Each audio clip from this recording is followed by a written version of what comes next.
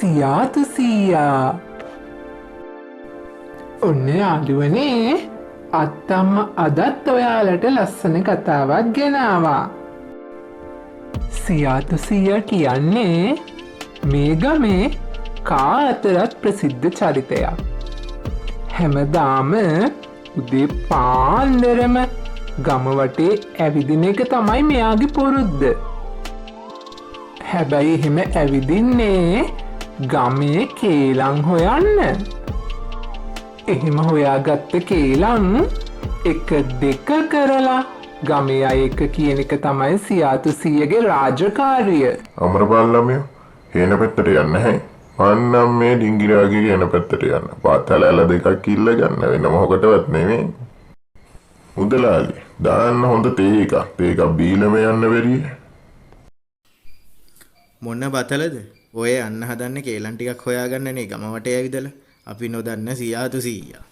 ඔන්න සියාතු සීයා ඩිංගිරාගේ හේන පැත්තට යනවා. අමරපාල කිව්වා හරි. මේ ඩිංගිරා බතල උගුලන්නේ. මම මේ විස්තරේ කණ්ඩ වැටුණු ගමන් ආවේ. බතල ගෙඩි දෙකක් දියන්කෝ මට ගෙදර ගිහිල්ලා තම්බගෙන කන්න.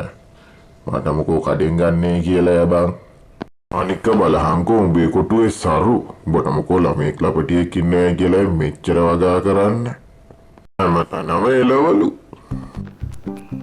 අනේ සියාතු සීයේ මට පවු නොදී යනවද? මගේ මනුස්සකමට බතලලයක් දෙන්න හැදුවම ආව මෙතන කියවන්නේ. යන්න සියාතු සීයේ යන්න ඕක තියලා මෙතනින්. අනේ උඹේ බතලලේ උඹ තියාගනින් මහ ලොකු බතලල.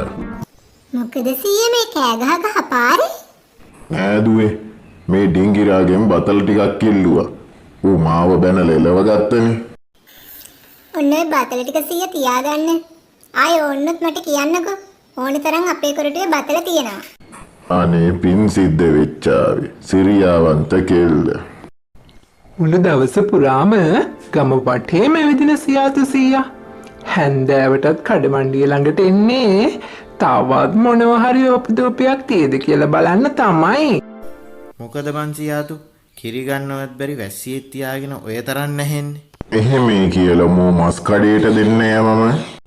මුදලාලි ආලංචිය වෙලා තියෙන සොන්තාසිය අර ඩිංගිරාගේ හේනට හරක් පැනලා සෑරම විනාශ කරලලු.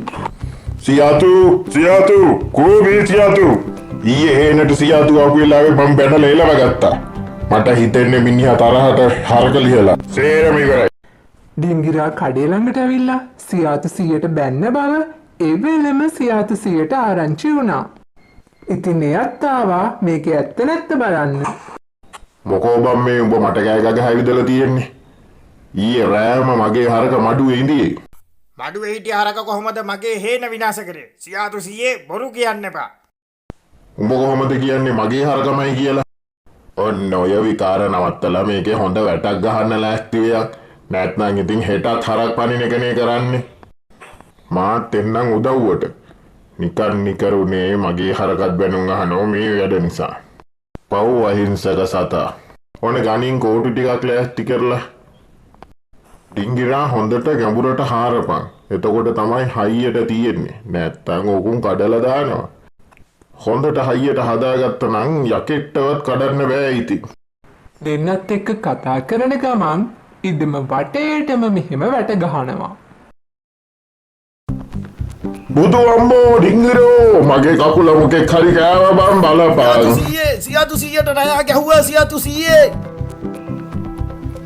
අනේ ඉතින් සියාතු සීයට මොකද වුනේ? සියාතු සීය මැරෙයිද? නැත්තම් ජීවත් වෙයිද? අපි ඒ ගැන බලමු අනිත් කොටසින්. ඉතින් ඉක්මනින්ම ඒ කොටස ඔයාලට අරගෙන එන්නම්. ඒ කොටස වගේම තවත් රසවත් කතා නරඹන්න අත්තම්මාගේ රස කතා YouTube නාලිකාව subscribe කරලා තියාගන්න.